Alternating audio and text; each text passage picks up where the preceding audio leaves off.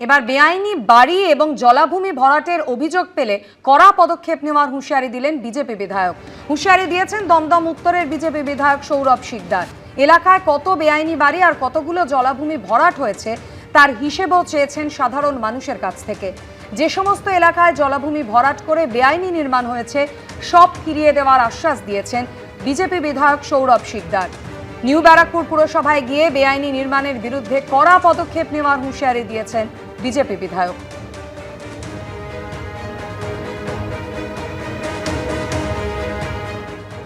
আমাদের স্বচ্ছ সরকার, দুর্নীতিমুক্ত সরকার, সুতরাং সমস্ত পুরসভাতে খতিয়ে দেখা হচ্ছে যে পুরো এলাকায় ইল্লিগাল কনস্ট্রাকশন কোথায় কি হয়েছে। পুলিশের কাছে ওই ব্যাপারে নির্দেশ গেছে, ফায়ার ব্রিগেডের কাছেও গেছে, এবং এখানে আমি অফিসিয়ালদের বলেছি একটা কমিটি বানিয়ে এটার একটা তদন্ত করতে।